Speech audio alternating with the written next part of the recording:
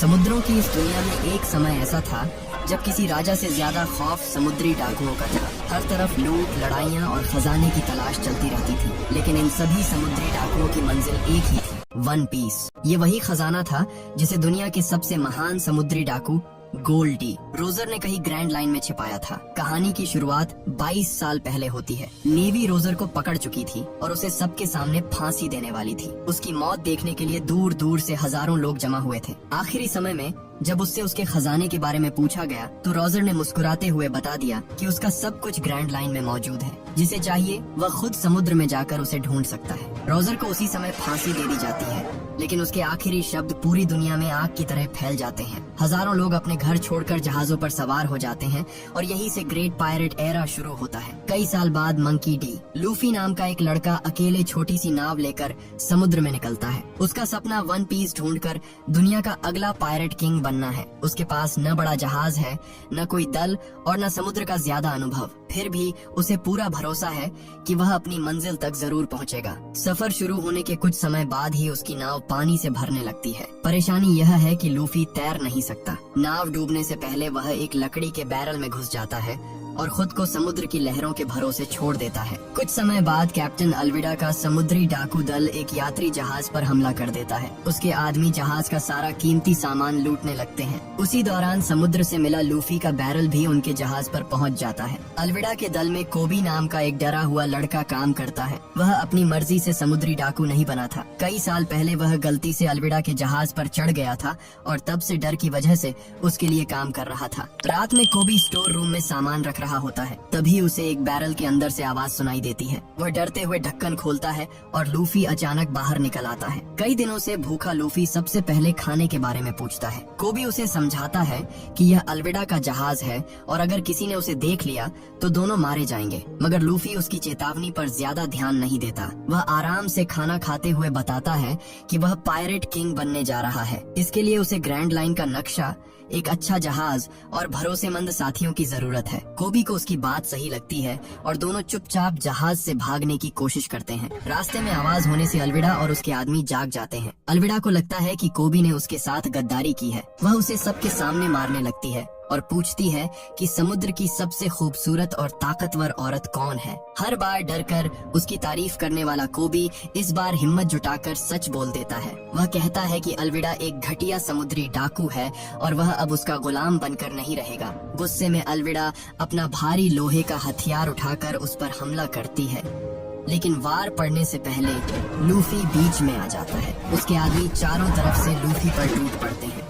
उनमें से एक उस पर गोली चला देता है, मगर गोली उसके शरीर में धंसने के बजाय रबर की तरह वापस उछल जाती है। अब सबको समझ आता है कि लूफी कोई साधारण इंसान नहीं है। वह अपने हाथ पैर लंबा करके एक साथ कई आदमियों को गिरा देता है। अल्विडा पूरी ताकत से उसे कुचलने की कोशिश करती है, मगर लूफी उसके हमले से बचकर ऐसा मुक्का मारता है कि वह जहाज से बाहर जा गिरती है। अल्विडा के हारते ही लूफी और कोबी एक छोटी नाव लेकर वहाँ से निकल जाते हैं। रास्ते में कोबी उसके रबर जैसे शरीर के बारे में पूछता है। लूफी बताता है कि बचपन में उसने गलती से एक डेविल फ्रूट खा लिया था। उसी फल ने उसके शरीर को रबर जैसा बना दिया, लेकिन इसके बदले वह हमेशा के लिए तैरने की ताकत खो बैठा। बचपन में लूफी के गांव में रेड हेयर पायरेट्स के कप्तान शैंक्स और उसके साथी आया करते थे। लूफी उनकी समुद्री यात्राओं की कहानियां सुनकर बहुत प्रभावित था। वह हर दिन शैंक्स से उसे अपने साथ ले जाने के लिए कहता, लेकिन शैंक्स उसे छोटा बच्चा मानकर मना कर देता था। खुद को बहादुर साबित करने के लिए लूफी ने अपनी आंख के नीचे चाकू से निशान तक बना लिया था। इसके बावजूद शैंक्स ने उसे जहाज पर जगह नहीं दी। एक दिन लूफी को उनके सामान में रखा अजीब फल दिखाई दिया और उसने बिना पूछे उसे खा लिया। बाद में शैंक्स को पता चला कि वह डेविल फ्रूट था। अपनी कहानी सुनाने के बाद लूफी कोबी को नजदीकी नेवी बेस शेल्स टाउन ले जाने का फैसला करता है। कोबी वहाँ नेवी में भर्ती होने की कोशिश करेगा, जबकि लूफी का इरादा बेस से ग्रैंड लाइन का नक्शा चुराने का है। उसी समय मशहूर पायरेट हंटर रोरोनोआ जोरो एक अपराधी को पकड़कर शेल्स टाउन पहुंचता है। शहर के रेस्टोरेंट में एक छोटी लड़की उसके लिए अपने हाथों से बनाए हुए ओनिगिरी लेकर आती है। तभी कैप्टन मॉर्गन का बिगड़ा हुआ बेटा हेलमेप्पो सैनिकों के साथ वहां पहुंच जाता है। हेलमेप्पो जानबूझकर लड़की का खाना जमीन पर गिराकर कुचल देता है। जोरो गुस्से में होने के बावजूद लड़की को सुरक्षित रखने के लिए खुद को शांत रखता है। वह जमीन पर पड़ा खाना उठाकर खाता है और उससे कहता है कि यह बहुत स्वादिष्ट था। हेलमेप्पो उसका मजाक उड़ाता है, लेकिन जोरो बिना तलवार निकाले उसे और उसके साथ आए सैनिकों को आसानी से हरा देता है। इसी हंगामे के बीच नामी नाम की एक चालाक चोर लड़की नेवी की वर्दी चुरा लेती है। उसका मकसद भी बेस के अंदर रखा ग्रैंड लाइन का नक्शा हासिल करना है। जोरो अपने पकड़े हुए अपराधी को कैप्टन मॉर्गन के सामने ले जाता है ताकि इनाम ले सके। मॉर्गन पैसे देने के लिए तैयार होता है, मगर हेलमेप्पो सैनिकों पर हुए हमले की शिकायत कर देता है। मॉर्गन फैसला करता है कि जोरो को 7 दिन तक बेस के आंगन में बांध कर रखा जाएगा। सजा पूरी करने के बाद ही उसे इनाम मिलेगा। जोरो मजबूरी में यह शर्त मान लेता है। उधर लूफी और कोबी भी शेल्स टाउन पहुँच जाते हैं। रेस्टोरेंट में हुई घटना के बारे में जानने के बाद लूफी आंगन में बंधे जोरो से मिलने जाता है। उसकी ताकत और हिम्मत देखकर वह तुरंत उसे अपने दल में शामिल होने का प्रस्ताव देता है। जोरो साफ मना कर देता है। वह बताता है कि पूरी जिंदगी समुद्री डाकुओं का शिकार करता आया है, इसलिए किसी पायरेट का साथी नहीं बनेगा। लूफी उसकी बात सुन लेता है, मगर उसके मन में पहले ही तय हो चुका था कि जोरो उसकी टीम के लिए सही इंसान है। दूसरी तरफ नामी नेवी की वर्दी पहनकर बेस में घुस जाती है। नक्शे की तलाश करते हुए उसकी मुलाकात लूफी से होती है। दोनों एक दूसरे पर भरोसा नहीं करते, लेकिन फिलहाल उनका लक्ष्य एक है।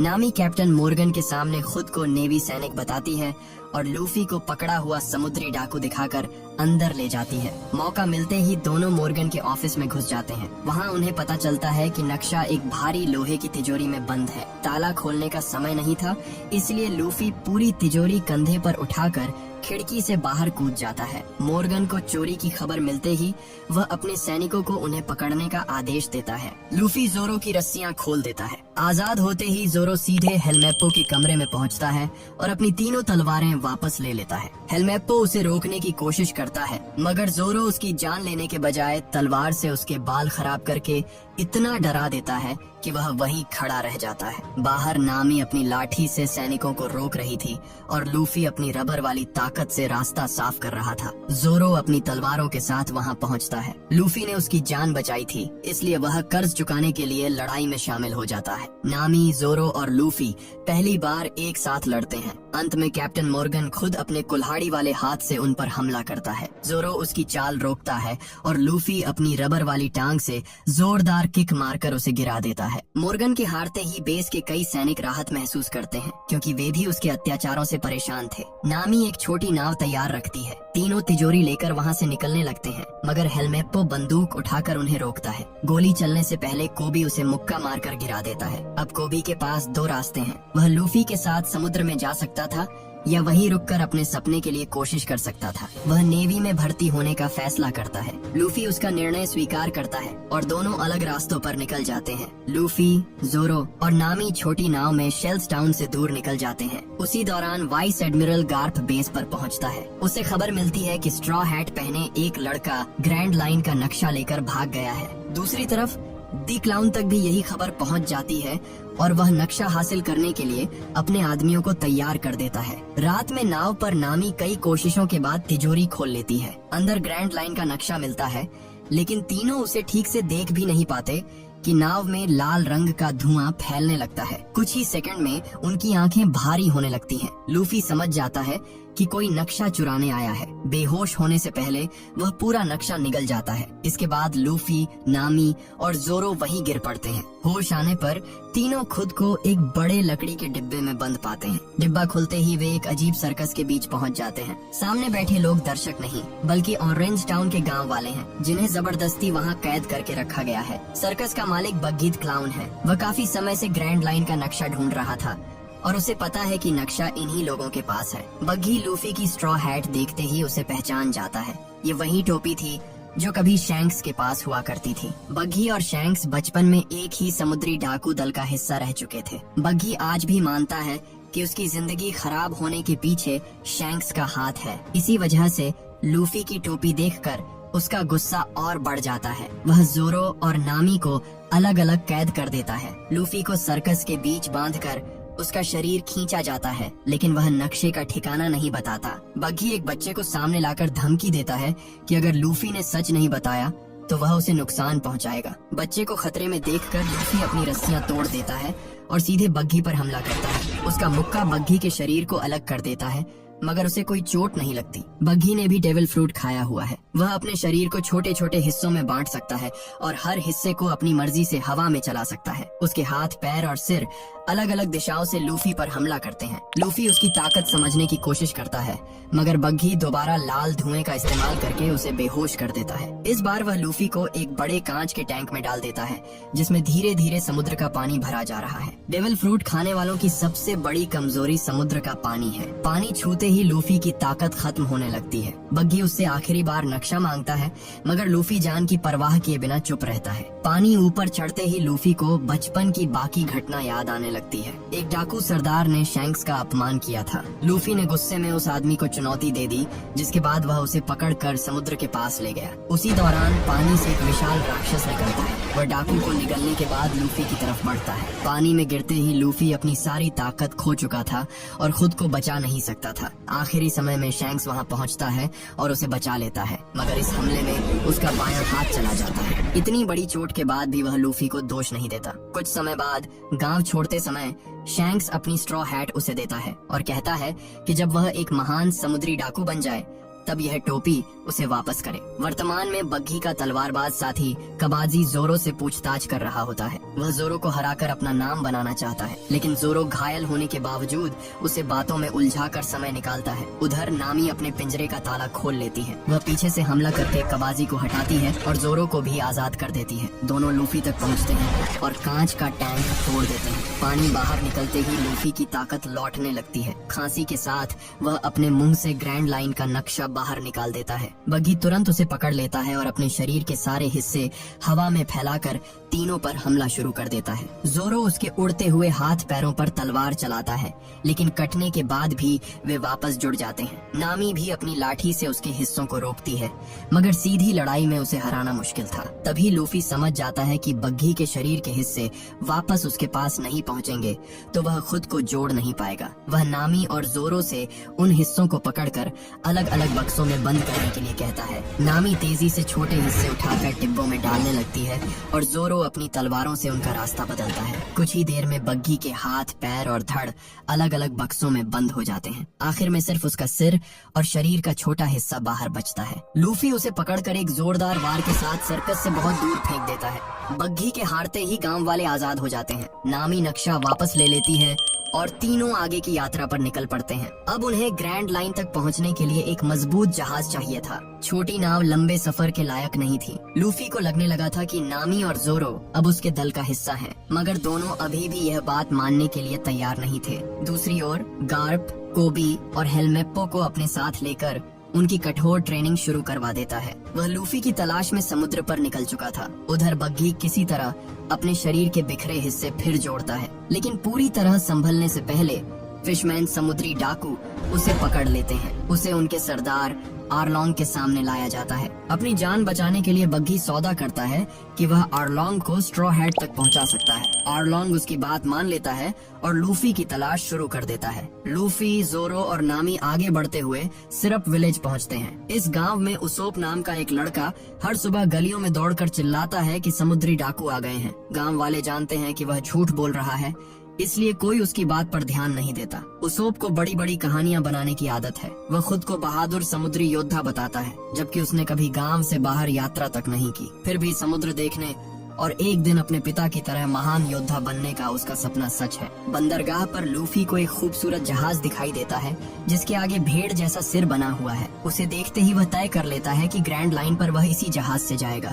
वहीं उसकी मुलाकात उसोप से होती है। उसोप दावा करता है कि बंदरगाह के सभी जहाज उसी के हैं, लेकिन नामी तुरंत उसका झूठ पकड़ लेती है। असल में वह यहाँ छोटे मोटे काम करता है। वह बताता है कि भेड़ वाले जहाज का मालिकाना हक गांव की सबसे अमीर लड़की काया के परिवार के पास है। लूफी उससे काया तक ले जाने के लिए कहता है। चारों एक बड़ी हवेली में पहुंचते हैं, जहां काया का बटलर क्लाहाडोर उन्हें देखकर बिल्कुल खुश नहीं होता। वह बाहरी लोगों को अंदर नहीं आने देना चाहता, मगर काया उसोप को पहचान लेती है और सभी को अपने जन्मदिन के डिनर पर रुकने का न्योता देती है। काया के माता पिता की कुछ साल पहले मौत हो चुकी थी। उसके बाद से वह लगातार बीमार रहती है। क्लाहाडोर उसकी दवाइयों, खाने और पूरी संपत्ति का ध्यान रखता है। इसलिए काया उस पर आंख बंद करके भरोसा करती है। उसोप अक्सर गुप्त रास्ते से काया के कमरे में पहुंचकर उसे समुद्री यात्राओं की झूठी कहानियां सुनाता है। काया जानती है कि उसकी बहुत सी बातें सच नहीं हैं, फिर भी उन कहानियों से उसका अकेलापन कम होता है। बात करते समय काया को तेज खांसी आने लगती है। क्लाहाडोर की तरफ से भेजी गई खास चाय पीने के बाद वह कुछ संभल जाती है। उसकी बीमारी को 3 साल हो चुके थे, मगर कोई डॉक्टर असली वजह नहीं समझ पाया था। डिनर के समय लूफी सीधे काया से उसका जहाज मांग लेता है। वह बताता है कि उसे ग्रैंड लाइन जाना है और इसके लिए एक मजबूत जहाज चाहिए। क्लाहाडोर उसकी मांग को बेहुदा बताकर मना कर देता है। वही नामी की मुलाकात काया के परिवार के वकील और पुराने भरोसेमंद कर्मचारी मेरी से होती है। मेरी बताता है कि काया अब 18 साल की होने वाली है। इसके बाद परिवार की पूरी संपत्ति और शिपयार्ड कानूनी रूप से उसी के अधिकार में आ जाएगा। कुछ दस्तावेज तैयार किए गए हैं जिन पर अगले दिन काया के हस्ताक्षर होने हैं। मेरी उन कागजों को लेकर चिंतित दिखाई देता है। वह काया से अकेले में कुछ कहना चाहता है, मगर क्लाहाडोर हर बार बीच में आकर उसे रोक देता है। काया के लिए खास नीले रंग का सूप परोसा जाता है। कुछ चम्मच पीते ही उसकी खांसी बढ़ जाती है और उसे डिनर छोड़कर अपने कमरे में जाना पड़ता है। जाने से पहले वह सभी को रात हवेली में रुकने की अनुमति दे देती है। रात गहरी होने के बाद मेरी क्लाहाडोर से दस्तावेजों के बारे में सवाल करता है। उसे शक है कि काया से धोखे से संपत्ति ट्रांसफर करवाई जा रही है। क्लाहाडोर अब अपना असली चेहरा छिपाने की जरूरत नहीं समझता और पीछे से मेरी पर हमला कर देता है। वह मेरी को तहखाने में छोड़ देता है। उसका मकसद अगले दिन काया से शिपयार्ड अपने नाम करवाना और उसके बाद उसे हमेशा के लिए रास्ते से हटाना है। दूसरी ओर उसोप जोरो को हवेली के तहखाने में रखी शराब दिखाने ले जाता है। वहाँ उन्हें घायल मेरी दिखाई देता है। वे उसकी मदद करने बढ़ते हैं, तभी क्लाहाडोर अपने साथियों शैम और बुच्ची के साथ सामने आता है। यही उसकी असली पहचान खुलती है। क्लाहाडोर कोई वफादार बटलर नहीं, बल्कि ब्लैक कैट पायरेट्स का पुराना कप्तान कुरो है। दुनिया को विश्वास दिलाने के लिए कि वह मर चुका है, जोरो अपनी तलवारें निकालता है, मगर शैम पीछे से बोतल मारकर उसे घायल कर देती है। जोरो संभल पाता उससे पहले बुच्ची उसे हवेली के पीछे बने गहरे कुएं में फेंक देता है। उसोप किसी तरह वहाँ से भाग निकलता है। वह मदद लेने के लिए गांव की तरफ दौड़ता है और लोगों से कहता है कि समुद्री डाकू सच में आ गए हैं, लेकिन वह कई सालों से यही झूठ बोलता आया था, इसलिए इस बार कोई उसकी बात पर विश्वास नहीं करता। भागते हुए उसकी मुलाकात कोबी और हेलमेप्पो से होती है। गार्प ने दोनों को लूफी की तलाश में इस द्वीप पर भेजा था। उसोप उन्हें बताता है कि क्लाहाडोर असल में कैप्टन कुरो है और वह काया को मारने वाला है। बिना सबूत के कोबी उसे गिरफ्तार नहीं कर सकता, लेकिन उसोप की हालत देखकर उसे शक जरूर होता है। दोनों हवेली की तरफ बढ़ते हैं। रसोई में नामी लूफी को बेहोश पड़ा देखती है। कुरो अपने साथियों से कहता है कि सूप में जहर था और वह काया के लिए बनाया गया था। लूफी ने पूरा बर्तन पी लिया है, इसलिए उसके बचने की उम्मीद बहुत कम है। नामी छिपकर उनकी सारी बात सुन लेती है। कोबी और हेलमेप्पो हवेली पहुँचते हैं। कुरो उनके सामने फिर से शांत और वफादार बटलर बन जाता है। वे लूफी के बारे में पूछते हैं तो वह बेहोश पड़े लूफी को उनके हवाले कर देता है। उसे लगता है कि नेवी उसे यहाँ से ले जाएगी और उसकी योजना की एक परेशानी कम हो जाएगी। नामी मौका मिलते ही शैम पर हमला करके वहाँ से निकलती है। उसोप काया तक पहुंचकर कुरो की सच्चाई बताता है। शुरुआत में काया उसकी बात नहीं मानती, क्योंकि जिस इंसान ने 3 साल तक उसकी देखभाल की उसी पर हत्या का आरोप लगाया जा रहा था। नामी वहाँ पहुंचकर बताती है कि उसकी बीमारी असली बीमारी नहीं, बल्कि लगातार दिए जा रहे जहर का असर है। अब काया को अपनी चाय, दवा और हर बार बढ़ती खांसी की वजह समझ आ जाती है। काया, नामी और उसोप हवेली के गुप्त रास्तों से भागने की कोशिश करते हैं। कुरो को उनके भागने का पता चल जाता है। वह पूरे घर के दरवाजे बंद करवा देता है और अपने लंबे नुकीले पंजों के साथ उनका पीछा करने लगता है। उधर नेवी के जहाज पर ले जाए जा रहे लूफी को उल्टी होती है और जहर उसके शरीर से बाहर निकल जाता है। होश में आते ही वह वापस हवेली जाने की कोशिश करता है। कोबी अब समझ चुका था कि उसोप सच बोल रहा है, इसलिए वह लूफी को रोकने के बजाय जाने देता है। हवेली के अंदर काया, नामी और उसोप उसके माता पिता के पुराने कमरे में छिप जाते हैं। बाहर कुरो धीरे धीरे कमरे का सामान काटता हुआ उनके करीब पहुंच रहा था। तीनों जानते हैं कि ज्यादा देर तक छिपना संभव नहीं। हवेली के पीछे कुएं में पड़ा जोरो धीरे धीरे होश में आता है। बाहर निकलने की कोशिश करते समय उसे अपने बचपन की दोस्त क्वीना याद आती है। बचपन में जोरो एक तलवारबाजी स्कूल में प्रशिक्षण लेता था। वह बाकी सभी बच्चों को हरा देता था, लेकिन क्वीना से कभी जीत नहीं पाया। दोनों के बीच बार बार मुकाबला होता और हर बार क्वीना उसे हरा देती। एक रात दोनों ने वादा किया कि उनमें से कोई एक दुनिया का सबसे महान तलवारबाज बनेगा। अगले ही दिन क्वीना की दुर्घटना में मौत हो गई। जोरो ने उसके पिता से उसकी तलवार वाडो इचिमोंजी मांगी और फैसला किया कि वह दोनों का सपना अकेले पूरा करेगा। वर्तमान में यही वादा उसे हार मानने से रोकता है। घायल होने के बावजूद वह कुएं की दीवारों पर चढ़ता है और आखिरकार बाहर निकल आता है। उधर कुरो उस कमरे का दरवाजा तोड़ देता है जहां काया, नामी और उसोप छिपे हैं। जैसे ही वह काया पर हमला करने वाला होता है, लूफी हवेली में पहुंचकर उसका वार रोक लेता है। जहर का असर पूरी तरह खत्म नहीं हुआ था,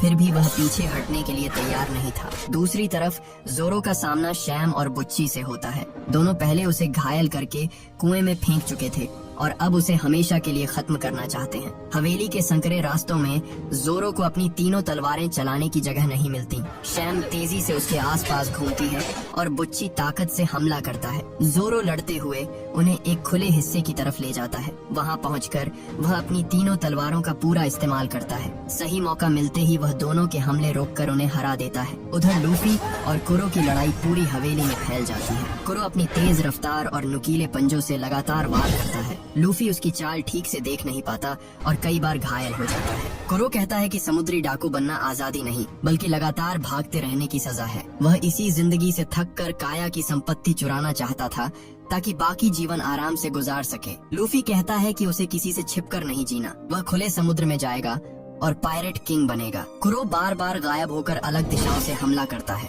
उसका पीछा करना बेकार था, इसलिए लूफी वहीं खड़ा होकर सही समय का इंतजार करने लगता है। जैसे ही कुरो सामने से पंजे चलाता है, लूफी उसके दोनों हाथ पकड़ लेता है। कुरो छूटने की कोशिश करता है, मगर लूफी अपने रबर वाले शरीर का इस्तेमाल करके उसे जोरदार टक्कर मारता है। कुरो हवेली के बाहर जा गिरता है। सालों से बनाया हुआ उसका झूठ और काया की संपत्ति चुराने की योजना वही खत्म हो जाती है। शैम और बुच्ची पहले ही हार चुके थे, इसलिए ब्लैक कैट पायरेट्स का खतरा समाप्त हो जाता है। काया सुरक्षित बच जाती है, लेकिन मेरी को नहीं बचाया जा सकता। कुरो ने अपनी योजना छिपाने के लिए उसे मार दिया था। काया को अब धीरे धीरे अपने शरीर से जहर का असर खत्म करना होगा, मगर पहली बार उसे अपनी बीमारी की असली वजह पता चल चुकी थी। लूफी और उसके साथियों ने अपनी जान जोखिम में डालकर उसकी रक्षा की थी। उनका एहसान चुकाने के लिए काया उन्हें वही जहाज देने का फैसला करती है जिसे लूफी ने बंदरगाह पर देखते ही पसंद किया था। ये जहाज मेरी ने काया के परिवार के लिए डिजाइन किया था। उसके आगे भेड़ जैसा सिर बना था